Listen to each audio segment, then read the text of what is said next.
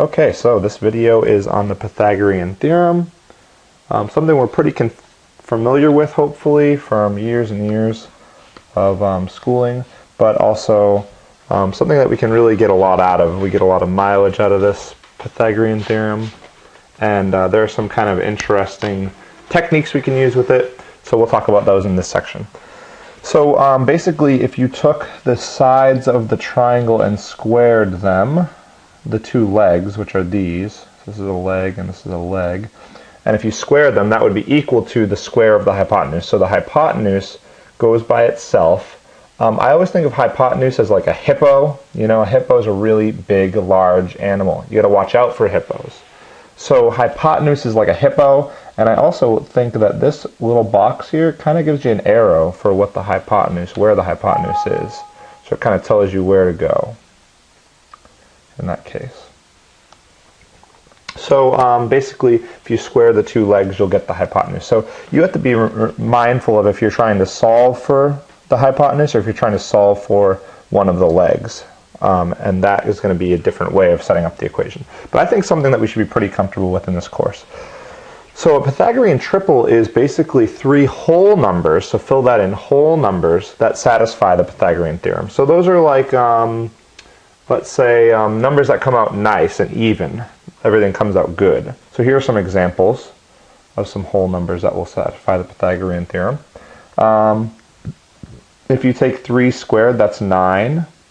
If you take 4 squared, that's 16. And then the hypotenuse, 5 squared, is 25, and that equals, so that's a Pythagorean triple. If you take 5 squared, that's 25. If you take 12 squared, that's 144. If you take 13 squared, that's 169. And those should also add up and be equal.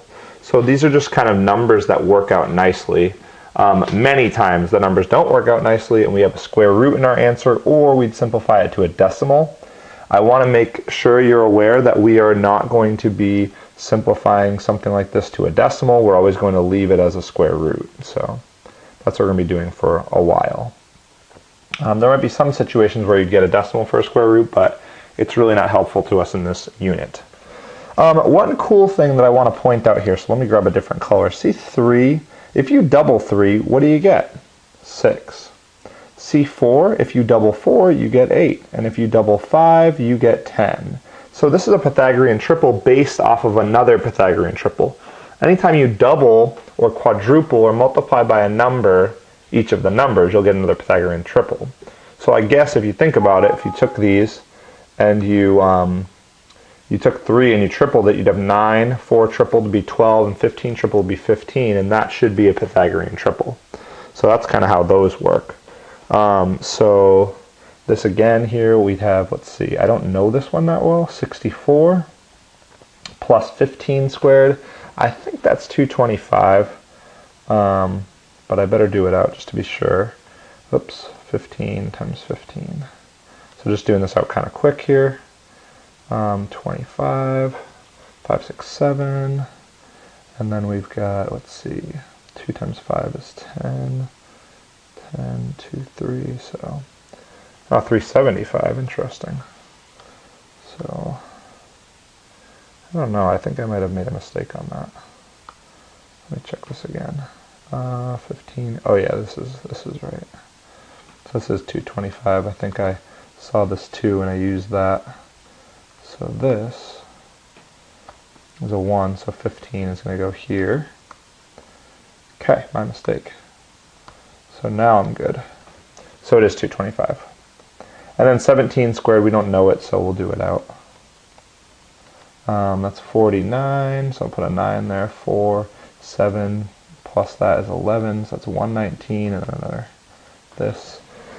So it looks like it's 289, 289. So let's just make sure that matches up, and it does. So that's a Pythagorean triple. So you might be able to come up with another Pythagorean triple on your own.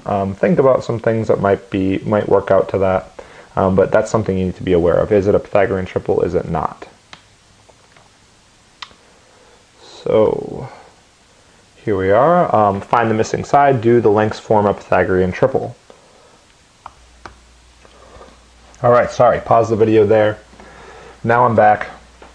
I just had some delicious pad thai. So that's one cool thing about this video thing. Can pause it, you know, eat, have a drink of water, take a break, watch TV, and then come back to it.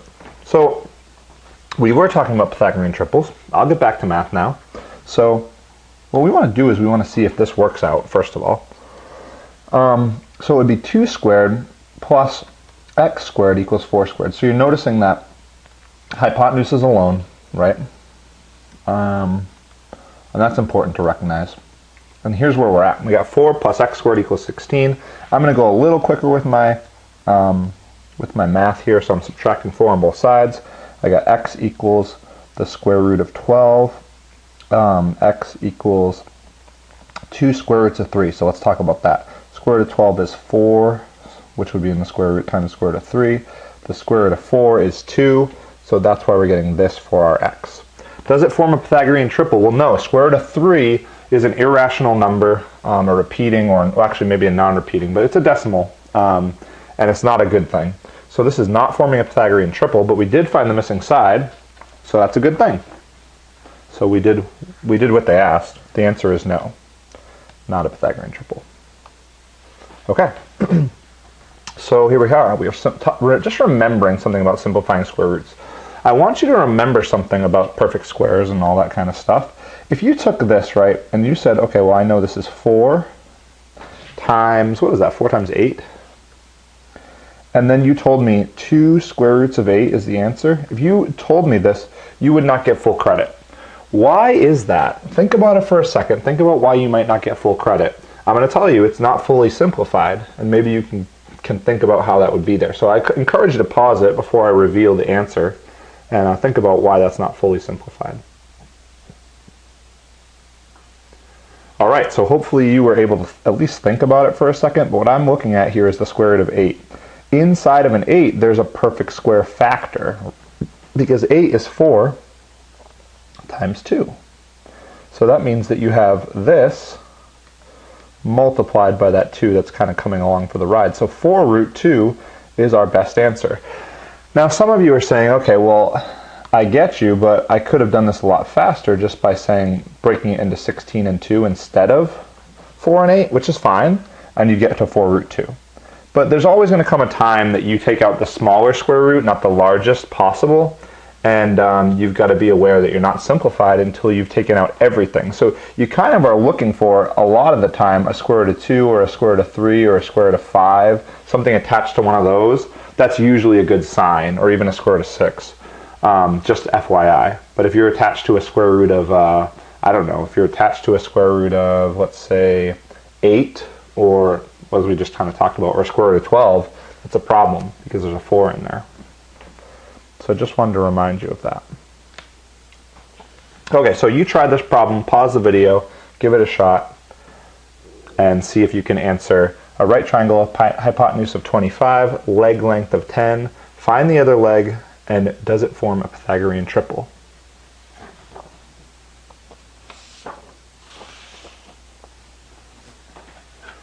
Okay, so we'll talk about that tomorrow. If we want to, I might start numbering these, so this can be our now you try 1. And if you want to just put a 1 on that, that would maybe be helpful to me. And then we could talk about whichever ones that you have some issues with. Okay, so let's look at this example for a second. So how would I set this up? Well, Pythagorean theorem would tell me that it's x squared, leg squared, plus x squared equals 6. So what happens is, like, I could just give you this, right? I could kind of just give you this situation here and say, okay, figure it out. And as soon as I show you that those are the same, you would put the x here and the x here, showing that they're the same, and you'd write this equation. This is now 2x squared. Oops, that was a square root. 2x squared equals 6. And if you divide by 2 on both sides, you'll just get x squared equals 3. And when you square root both sides, you'll get x equals the square root of 3. Now, talking about square rooting sides, I don't want to mislead you, because what we're doing right now is we're finding lengths of a triangle. So technically, when we square root both sides, we should really be adding a plus or a minus. And even on this previous page, we should have added a plus or a minus. There should be a plus and a minus square root of 3, but the problem is that we know that we can't have a length that's a negative square root of 3. So that wouldn't make sense. So we're just going to kind of ignore that plus or minus every time. But I want you to be aware that technically when you square root both sides, you have plus or minus. So I might just kind of annoyingly drag you through that every now and then drop the negative side because it's a length. We know that length can't be negative. All right, on to the converse. So the converse of the Pythagorean theorem says the following. And let me go on, so I have this all filled in actually for you. If the square of the length of one side of the triangle is, and that's equal to, the sum of the squares of the lengths of the other sides, then the triangle is, and that's a right triangle. So for those two highlighted parts you want to fill in. And then I put in blue here, I kind of paraphrase. I said basically, if the Pythagorean theorem works on some random triangle, if I draw a triangle for you and I don't tell you anything about the angles, and the Pythagorean theorem works, then it's a right triangle. That only makes sense. So it's really just the backwards Pythagorean theorem. I didn't tell you anything about this. I just told you these three numbers. I told you these three sides. So which one of these goes where, I guess? Which one of these sides is the longest? Well, the biggest number is going to go on the longest side. This one seems a little smaller to me. And now they're asking, is it a right triangle, right? So we've got to do a little bit of arithmetic, so I'm going to kind of just whip through that. I'm going to go fast. 13 times 13 is 169, and now I've got to do 84 squared. So I'm going to do that here, 84 times 84.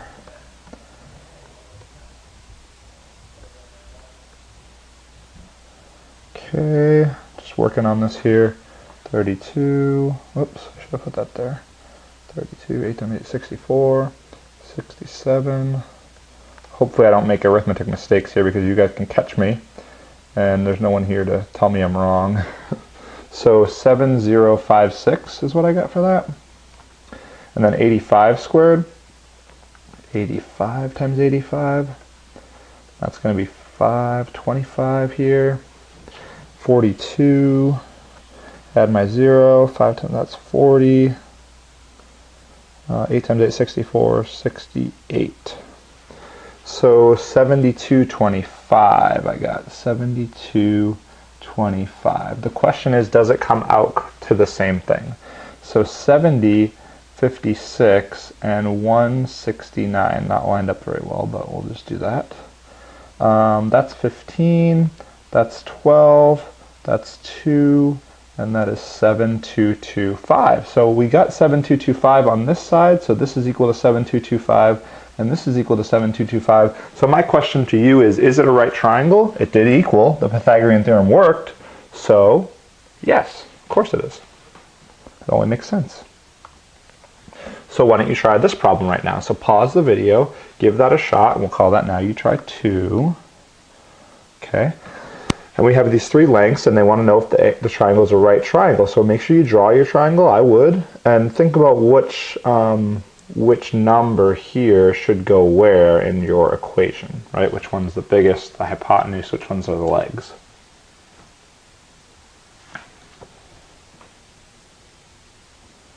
All right, so hopefully that went well for you. We are going to fill in this, this last page of notes, and let's see how we're doing on time. Okay. I'm going to go for it. We could break this into 2 videos, but I'm just going to go through. And I'm going to have you fill in these 2 things. So what's happening is, I mean, think about this for a minute. Okay, if this was a regular Pythagorean triple, which would be like, I guess it would be a 3, 4, 5. That's a Pythagorean triple, right? That's a right angle. We know that. So I'm going to draw you 2 different triangles. I'm going to ask you what you think about this triangle, okay? So now I have that 3, 4 still staying the same, but this is now a 6. Well, what do you think happened with this angle in here, the angle that I just marked? Did that angle have to open up, or did that angle close to make that 6 happen? Think about it. I mean, we had a 3 and a 4 and a 5, and it was a 90-degree angle. Now here, it's 6 now, but the legs are 3 and 4 still. So did this angle open up, close, or stay the same? Well, the answer is that that angle opened up, because if this is greater, 3 squared is 9, 4 squared is 16, and 6 squared is 36. So because we have 25, which is less than 36, we have the c squared part being bigger, right? And that makes it obtuse. So let's just kind of like go the other way. So we'll talk about that 3, 4, 5 triangle again.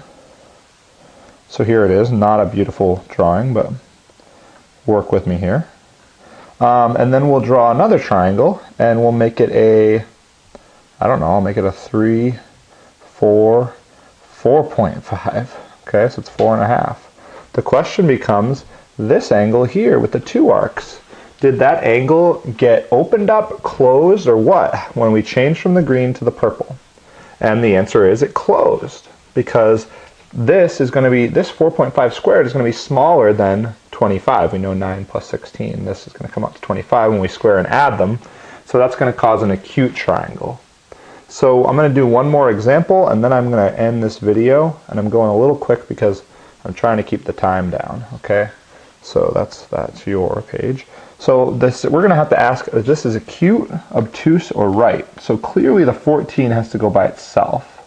It's the longest side, so it's the would-be hypotenuse, right? The longest. This is 36, 121. I should remember 14 squared, but I don't. So I'll do it out. Yes, 196. So we have, let's see, 157 and 196. So this is greater, so the hypotenuse was greater, so I want to say this is an obtuse triangle.